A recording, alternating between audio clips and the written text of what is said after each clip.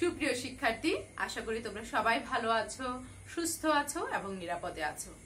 Online ক্লাসে তোমাদের সবাইকে আরো একবার স্বাগত জানাচ্ছি। আমি আইনুন নাহার, প্রভাষক, Lakers public school and college, Rangamati.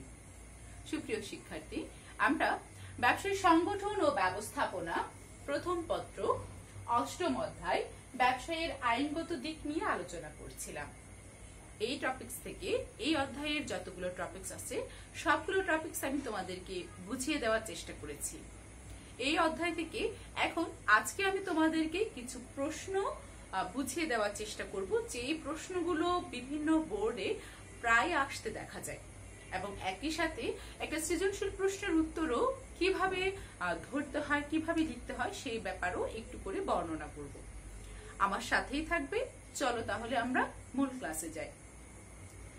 প্রথম প্রশ্ন হচ্ছে, ব্যবসায়ের আইনগত দিক সম্পর্কে জানা প্রয়োজন কেন?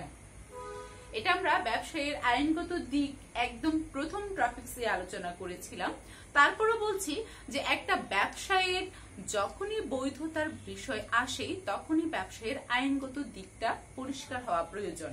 অর্থাৎ একটা ব্যবসায় আইনগত বৈধতার জন্য আইনগত যে সার্টিফিকেট প্রয়োজন সেটাকে আমরা ব্যবসায়ের আইনগত দিক বলছি। সেই আইনগত দিক সম্পর্কে যদি আমরা জানি তাহলে ব্যবসায় সংক্রান্ত আমরা সকল তথ্যাবলী খুব ভালোভাবে জানবো। কিভাবে ব্যবসা করতে হবে, কিভাবে কোন ব্যবসাটা বৈধ, কোন ব্যবসাটা অবৈধ, সেই সব জানার জন্যই আমাদের ব্যবসায়ের আইনগত দিকগুলো জানা প্রয়োজন। এবং এটাও বলে রাখা প্রয়োজন যে ব্যবসায়ের আইনগত দিকগুলো যদি আমরা খুব ভালোভাবে জানি তাহলে আইনগত যে সকল ঝামেলা সেই সব আর আমাদের পোহাতে হবে না।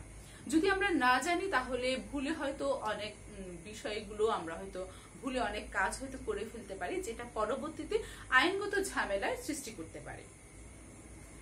তাহলে আমরা যদি বলি যে ব্যবসায়ের আইনগত দিক সম্পর্কে জানা প্রয়োজন কেন, প্রথমেই আমরা লিখব যে ব্যবসায়ের আইনগত দিক সম্পর্কে জানা প্রয়োজন কারণ ব্যবসায়ের আইনগত দিক সম্পর্কে যদি আমরা জানি তাহলে আইনগত যে সকল জটিলতা বা ঝামেলাতা সেগুলো থেকে আমরা রক্ষা পাবো। খুব সহজেই আমরা পণ্যের বাজারজাতকরণ করতে পারবো এবং পণ্য বিক্রি করার জন্য যে সকল বৈধতা সেই সব বৈধতা আমরা খুব সুষ্ঠুভাবে সম্পাদন করতে পারবো। 2 নম্বর প্রশ্ন হচ্ছে যে ট্রেড লাইসেন্স বলতে কি বোঝায়? ট্রেড লাইসেন্স এটা ব্যবসায়ের আইনগত দিক যে ক্লাসটা নিয়েছিলাম সেইখানে আমি ট্রেড লাইসেন্স সম্পর্কে আলোচনা করেছিলাম। ট্রেড লাইসেন্স হচ্ছে ব্যবসা করার ক্ষেত্রে একটা বৈধতা সার্টিফিকেট। এটা হচ্ছে এরকম যে এক মালিকানা ব্যবসার ক্ষেত্রে আমরা যখন যে এলাকায় থাকবো সেই এলাকাটা যদি পৌর এলাকাভুক্ত হয় তাহলে পৌর মেয়রের কাছ থেকে আমাদের ট্রেড লাইসেন্স সংগ্রহ করতে হবে। আর যদি সেটা পৌর এলাকার ভিতরে না হয় তাহলে জেলা প্রশাসকের কাছ থেকে আমাদেরকে ট্রেড লাইসেন্স সংগ্রহ করতে হবে। অংশীদারি ব্যবসার ক্ষেত্রে লাইসেন্স সংগ্রহ করা যদিও বাধ্যতামূলক না, তবে আমরা বারবার বলেছি যে লাইসেন্সধারী প্রতিষ্ঠানগুলো সবচেয়ে বেশি সুবিধা ভোগ করে, সেই ক্ষেত্রে লাইসেন্স গ্রহণ করা ভালো। আর যৌথ মূলধনী কোম্পানিতে লাইসেন্স অবশ্যই লাগবে, অন্যান্য সকল ব্যবসায়ের ক্ষেত্রে লাইসেন্স অবশ্যই লাগবে। তো ট্রেড লাইসেন্স হচ্ছে ব্যবসা করার জন্য যে বৈধতা বা যে লাইসেন্স সেটাকে আমরা বলছি। এক মালিকানা ব্যবসায়ের ক্ষেত্রে সেটা বললাম এবং অন্যান্য ক্ষেত্রেও আমি তোমাদেরকে বললাম।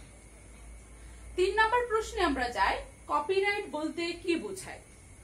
কপিরাইট হচ্ছে একটা সৃজনশীল কাজের জন্য মালিক বা স্বত্বাধিকারে একচ্ছত্র অধিকার প্রাপ্তিকে বোঝায় কপিরাইট।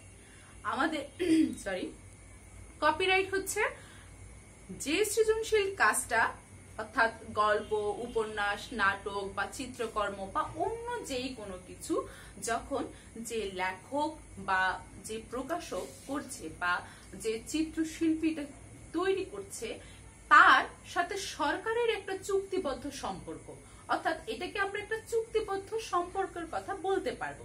যে এটা হচ্ছে সরকারের সাথে যে এটা স্বত্বাধিকারী সেই স্বত্বাধিকারের একটা সম্পর্ক, চুক্তিবদ্ধ সম্পর্ক, যার ফলে যার ফলে আমরা কি করতে পারি, তার বৈধতা গ্রহণ করতে পারি। বীমা হচ্ছে সদিচ্ছাসী ব্যাখ্যা করো। বীমা হচ্ছে যে একটা বীমাকারী এবং বীমা গ্রহীতা, বীমাকারী এবং বীমা গ্রহীতা এই দুইজনের মধ্যে কিন্তু একটা সম্পর্ক হয়, যে সম্পর্কের ভিতরে বীমাকারী এবং বীমা গ্রহীতা এরা একজন আরেকজনকে সকল তথ্য প্রদান করার যে বিশ্বাস বা যে সদিচ্ছাসটা তৈরি করে, সেটা কি আমরা বীমা সদিচ্ছাস বলছি। অর্থাৎ বীমা গ্রহীতা বীমাকারীকে তার যাবতীয় তথ্য, সঠিক তথ্য, কোনো ভুল তথ্য কিন্তু দিতে পারবে না, যাবতীয় সঠিক তথ্য বীমাকারীকে যখন বীমা গ্রহীতা প্রদান করে তখন সেটাকে আমরা বলছি সদিচ্ছাসী চুক্তি। অর্থাৎ বীমাকারী এবং বীমা গ্রহীতার মধ্যে একটা চুক্তিবদ্ধ সম্পর্ক তৈরি হয়।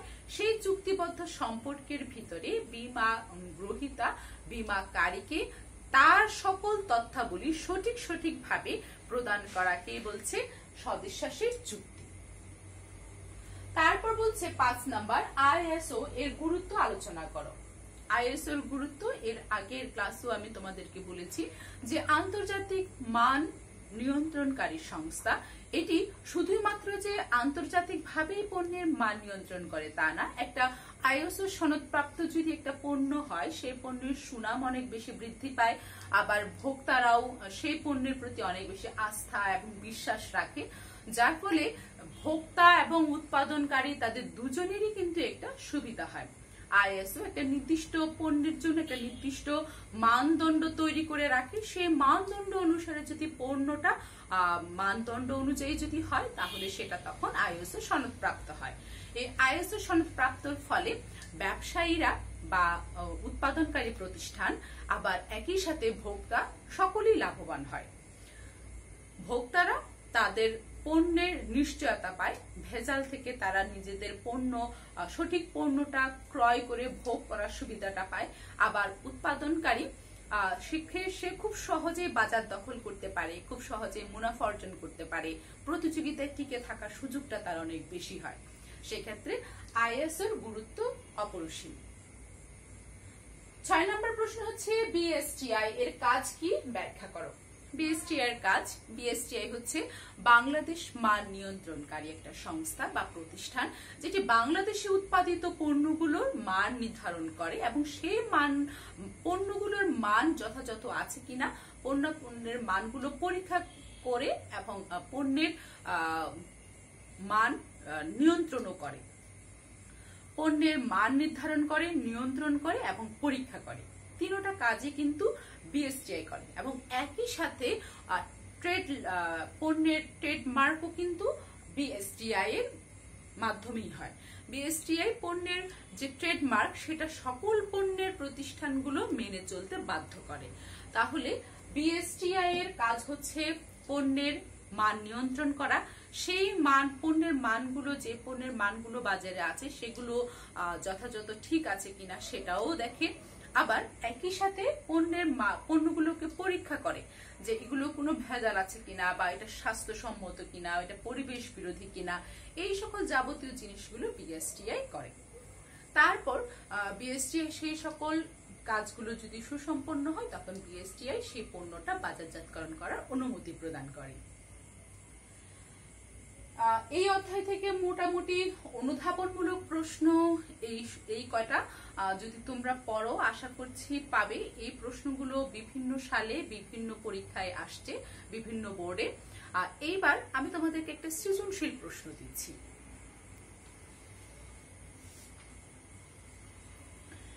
দেখো, সৃজনশীল প্রশ্নটা হচ্ছে এরকম, আমি তোমাদেরকে সৃজনশীল প্রশ্নটা পড়িয়ে দিচ্ছি, বলে দিচ্ছি, তোমরা দেখবে। জনাব আরিফ একজন বেসরকারি কলেজের শিক্ষক, স্ত্রী ও 3 সন্তান নিয়ে তার পরিবার। তিনি চাকরির পাশাপাশি স্টক ব্যবসাও করতেন। জীবন ও সম্পত্তির ঝুঁকি লাঘবের জন্য তিনি এ এবং বি নামক দুটি প্রতিষ্ঠানের সাথে চুক্তিবদ্ধ হয়েছে। জীবন ও সম্পত্তির ঝুঁকির সম্মুখীন হলে উক্ত প্রতিষ্ঠান দুটি এগিয়ে আসে। আবার আমরা উদ্দীপকটা একটু ভালো করে পড়ি। এই উদ্দীপকটা প্রশ্নটাও কিন্তু একটা বেশ কয়েকটা বোর্ডে এসেছে, সেইখান থেকে আমি তোমাদেরকে দিলাম। উদ্দীপকটা আমরা আরেকটু ভালো করে পড়ি। বলছে কি, জনাব আরিফ একজন বেসরকারি কলেজের শিক্ষক, স্ত্রী ও 3 সন্তান নিয়ে তার পরিবার। তিনি চাকরির পাশাপাশি স্টক ব্যবসাও করেন। জীবন ও সম্পত্তির ঝুঁকি লাঘবের জন্য তিনি এ এবং বি নামক দুটি প্রতিষ্ঠানের সাথে চুক্তিবদ্ধ হয়েছেন। আমাদের মূল বিষয়টা এখান থেকেই শুরু। বলছে কি, জীবন এবং সম্পত্তির ঝুঁকি লাঘবের জন্য তিনি এ এবং বি নামক দুটি প্রতিষ্ঠানের সাথে চুক্তিবদ্ধ হয়েছেন। তাহলে ঝুঁকি লাঘবের জন্য যে প্রতিষ্ঠানের সাথে আমরা চুক্তিবদ্ধ করি সেটাকে আমরা কি বলি? বীমা। বলছে কি, জীবন ও সম্পত্তির ঝুঁকির সম্মুখীন হলে উক্ত প্রতিষ্ঠান দুটি এগিয়ে আসে এবং পরবর্তীতে কি হয়, আবার সেই প্রতিষ্ঠান থেকে ঝুঁকি গ্রহণ করার ফলে, ঝুঁকি সম্মুখীন হওয়ার ফলে উক্ত প্রতিষ্ঠানটা তাকে আর্থিকভাবে সহায়তা প্রদান করে। গ নম্বর প্রশ্ন হচ্ছে যে, উদ্দীপকে উল্লিখিত এ এবং বি নামক প্রতিষ্ঠান দুটি কোন ধরনের প্রতিষ্ঠান বলে তুমি মনে করো? ব্যাখ্যা করো। এ এবং বি এই দুটি প্রতিষ্ঠানকে আমরা বীমা কোম্পানি বলে অভিহিত করব, কারণ দেখা যাচ্ছে যে ঝুঁকি হ্রাস করার জন্যই কিন্তু এ এবং বি দুটি কোম্পানির সাথে মিস্টার আরিফ চুক্তিবদ্ধ হয়েছেন। তাহলে ঝুঁকি হ্রাসকারী প্রতিষ্ঠান হিসেবে আমরা কিন্তু বীমাকারী প্রতিষ্ঠানকেই চিনি বা জানি। তাহলে বীমাকারী প্রতিষ্ঠান কি বলছে, কোন ধরনের প্রতিষ্ঠান? এটি হচ্ছে বীমাকারী প্রতিষ্ঠান। এবং তারা যখনই আরিফ তার সম্পত্তিগুলো যখন এবং জীবন এবং সম্পত্তি যখন ঝুঁকির সম্মুখীন হয়, তখন কিন্তু সেই প্রতিষ্ঠান তাদেরকে সাহায্য করেছিল। এটা আমরা আবার বলতে পারি যে এটি হচ্ছে যে সম্পত্তি বীমা। সম্পদ বীমা বলতে যে বীমাটাকে বোঝাচ্ছে, সেই বীমাটাও একটা বীমাকারী প্রতিষ্ঠান বলেও আমরা গণ্য করতে পারবো। ঘ নম্বর প্রশ্ন বলছে, এ এবং বি নামক প্রতিষ্ঠান দুটির মধ্যে যে সকল পার্থক্য রয়েছে তা তুলে ধরো। এ এবং বি নামক প্রতিষ্ঠান দুটির মধ্যে যে সকল পার্থক্য রয়েছে তা তুলে ধরো। এ এবং বি এই দুটি প্রতিষ্ঠানের সাথে চুক্তি হয়েছে, একটি হচ্ছে জীবন এবং অন্যটি হচ্ছে সম্পত্তি। অর্থাৎ একটিতে জীবন, অর্থাৎ জীবনের বিনিময়ে কখনো যদিও জীবন পাওয়া যায় না, সেক্ষেত্রে জীবন বীমা বলতে আসলে জীবনের বিনিময়ে জীবন দেওয়াকে বোঝায় না। বলা হচ্ছে যে জীবনটা চলে যাওয়ার পরে তারপর মানুষ যে সাময়িক আর্থিক যে কষ্টের সম্মুখীন হয়, সেইখান থেকে হ্রাস পাওয়ার জন্য যে অর্থটা প্রদান করা হয় সেটাকে আমরা জীবন বীমা বলছি। তো এ হচ্ছে যে জীবন বিকারী প্রতিষ্ঠান, আর বি হচ্ছে যে সম্পদ রক্ষাকারী। অর্থাৎ যদি সম্পদের কোনো ক্ষতি হয় তখন বি প্রতিষ্ঠানটা এগিয়ে আসবে। সেই ক্ষেত্রে যদি জীবনের কোনো ক্ষতি হয় তাহলে এ অর্থাৎ জীবন বীমা এগিয়ে আসবে। যদি সম্পদের কোনো ক্ষতি হয়, ক্ষয়ক্ষতি হয়, সেই ক্ষেত্রে বি প্রতিষ্ঠানটা এগিয়ে আসবে। তো দুটোর মধ্যে পার্থক্য, একটা হচ্ছে যে জীবন বীমা, অন্যটি হচ্ছে সম্পদ বীমা। সুপ্রিয় শিক্ষার্থী, আজ আমি তোমাদেরকে ব্যবসায়ের আইনগত দিক এই অধ্যায়টা থেকে তোমাদের পুরোটাই আমি শেষ করে দিতে চাচ্ছি, বা আমি যদি তোমাদের কোনো সমস্যা না থাকে তাহলে আমি অষ্টম অধ্যায় পুরোটা এই ক্লাসে শেষ করছি। এই ক্লাস থেকে আমি তোমাদেরকে সকল টপিকস ভালো করে বুঝিয়ে দেওয়ার চেষ্টা করেছি। একই সাথে যে প্রশ্নগুলো বিভিন্ন সালের বোর্ড পরীক্ষায় আসে সেইগুলো আমি তোমাদেরকে দেখানোর চেষ্টা করেছি। আমি এর পরবর্তী ক্লাসে পরের অধ্যায়টা ধরবো। এই ক্লাস থেকে যদি, এই অধ্যায় থেকে যদি তোমাদের কোনো সমস্যা থাকে তাহলে আমাকে জানাবে। কিন্তু আমি তোমাদেরকে একটা মেসেজ দিব, সেটা হচ্ছে যে সবসময় বলি যে তোমরা বেশি বেশি করে বহু নির্বাচনী পড়বে। একটা ভালো পরীক্ষার ভালো রেজাল্টের জন্য বহু নির্বাচনীর বিকল্প নেই। বহু নির্বাচনীতে তুমি যদি ভালো করতে পারো তাহলে বহু নির্বাচনী আসলে শিক্ষক, আমি যতখানি লেকচার দিয়েছি সেখান থেকে হয়তো অনেকগুলো বহু নির্বাচনী আসলে তোমরা উত্তর দিতে পারবে, কিন্তু তারপরও বহু নির্বাচনী করা কিন্তু অনেকটা তোমাদের উপরে নির্ভর করে। কারণ বহু নির্বাচনী তোমরা যত পড়বে বাসায় তত বেশি জানতে পারবে। হয়তো লেকচারের মাধ্যমে কিছুটা বহু নির্বাচনী জ্ঞান তোমার চলে আসবে, ঠিক আছে, কিন্তু অনেক বহু নির্বাচনী আছে যেগুলো তোমাকে পড়তে হবে। যদি ভালো করে বাসায় তোমার টেক্সট বুকটা পড়ো তাহলে তুমি এই বহু নির্বাচনী প্রশ্নের উত্তর দিতে পারবে। সুপ্রিয় শিক্ষার্থী, পরের ক্লাসে তোমাদের সবার সাথে আমি অন্য আরেকটি অধ্যায় নিয়ে আসবো। ততক্ষণ পর্যন্ত সবাই ভালো থাকবে। ধন্যবাদ।